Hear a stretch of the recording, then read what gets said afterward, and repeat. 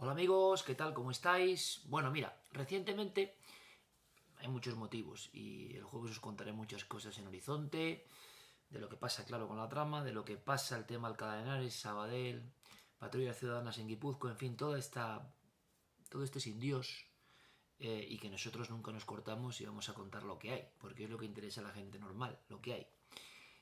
Digan lo que digan algunos, ¿no? Y protejan y silencien lo que quieran algunos. Pero, hablando de investigación y de investigación criminal, precisamente, o sea, se pueden hacer muchos libros con lo que pasa hoy en día.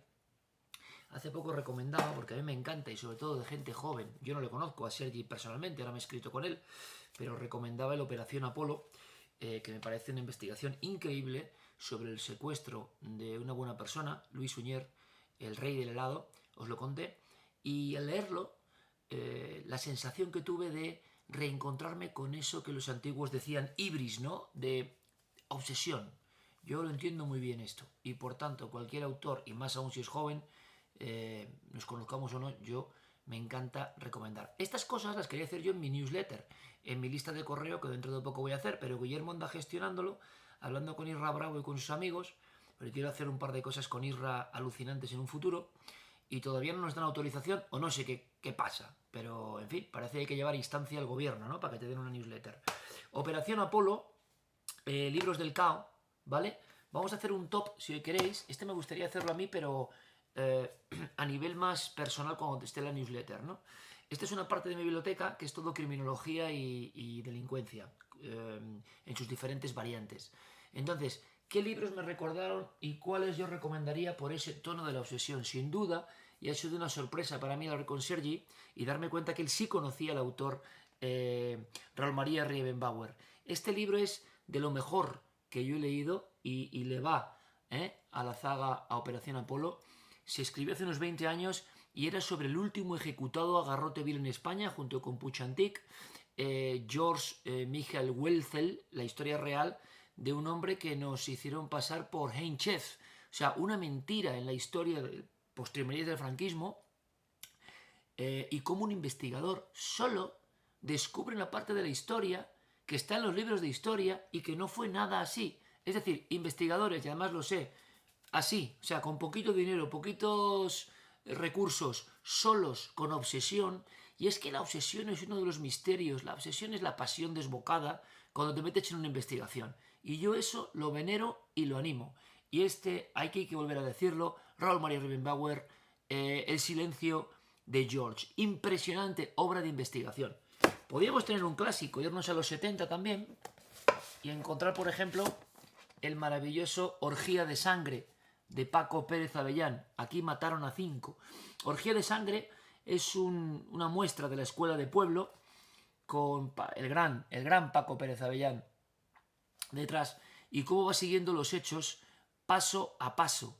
El libro Negro de Vitoria, que lo tengo por allí, sería otro, aunque es más política, pero en criminología y la obsesión estamos haciendo un recuento de cosas importantes. Indudablemente, joya absoluta, Los verdugos españoles de Daniel Sueiro, el encuentro de los 3 últimos verdugos españoles con él en el año 71, libro prohibido durante algún tiempo en el franquismo, es impresionante, es obsesivo y es cuando un investigador se confunde con el propio material que investiga. Es decir, cuando alguien no solo hace algo para contar un caso, sino se funde casi con el caso. Eso me refiero.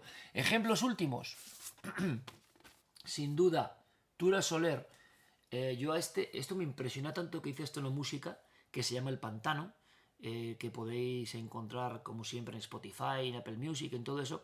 Yo hago muchas de las músicas de Cuarto Milenio, lo hacen también otros compañeros como Pascal y como otros, pero yo y Oscar, yo meto mis músicas y una que me impactó mucho es El Pantano. A veces la obsesión te contagia con la propia autora, como el caso de la gran Tura Soler, aquel crimen doble de una pareja terrible en un kayak, en un pantano, y yo hice esta sinfonía que luego me ponía leyendo el libro. Es otro de los libros que no puedes dejar de leer, que no puedes dejar de leer, porque la magia de estos autores es que se metieron tanto, se dividieron tanto con la historia, que luego ese gen te pasa a ti y no puedes dejar de leer.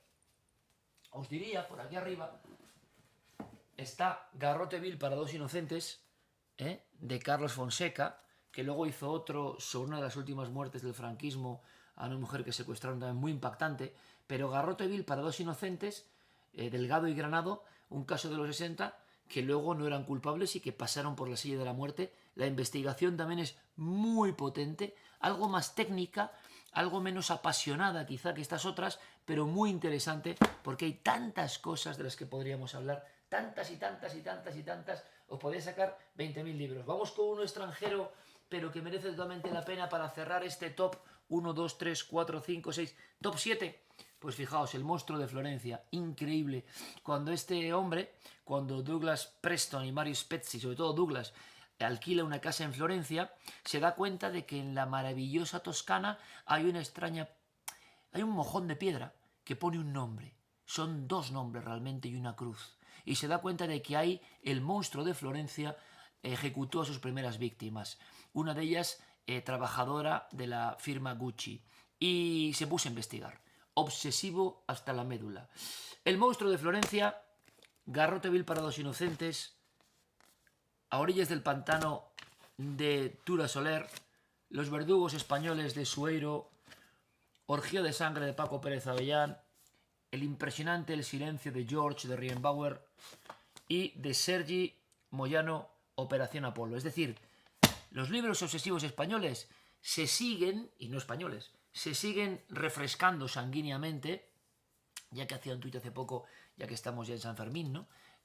Con la adoración que tengo a los toros de Miura, esa joya goyesca de consanguinidad elegida para tener un toro que parece casi prehistórico, pues también hay una línea sanguínea de autores que no tienen nada que ver entre sí, con diferentes ideologías, diferentes épocas, pero que tienen algo brutal. Bueno, sí, vamos a cerrar con uno que tiene que estar.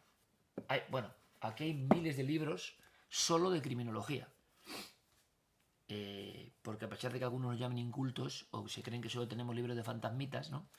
Pero en esta casa hay casi 30.000 libros de todos los saberes. ¿Por qué? Porque de algún sitio tienen que salir los programas.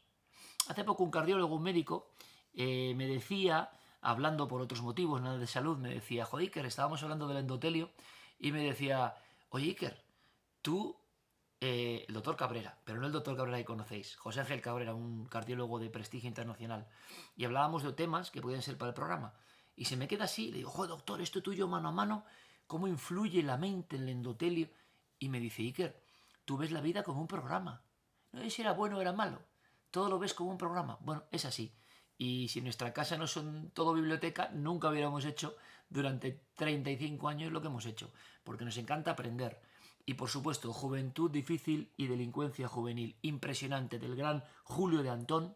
Muchos de ellos han estado en el programa sobre cómo un policía se mete para el estudio en una de las bandas juveniles que eran una lacra absoluta en el año 81 en España. O sea que tenemos años 60, tenemos 71, tenemos final del franquismo, tenemos 75, tenemos los años 2000 con Rienbauer, tenemos... hace 3 años con El Pantano y tenemos ahora con Operación Apolo.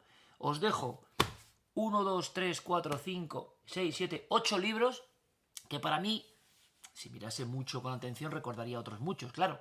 Pero son 8 que, jolín, dices, cuando el periodista es detective, cuando el periodista modifica la historia, cuando el periodista está tan metido que cambia las cosas y cambia lo que sabemos. Impagable. Lo que decían en el ocultismo antiguo, el ibris, cuando fluyes con una historia. Me encanta. Bueno, yo espero que todo esto os lo cuenten en la newsletter de vez en cuando a nivel de escribiros un mail, pero como no sé cuándo va a ser posible, pues ya lo anunciaré.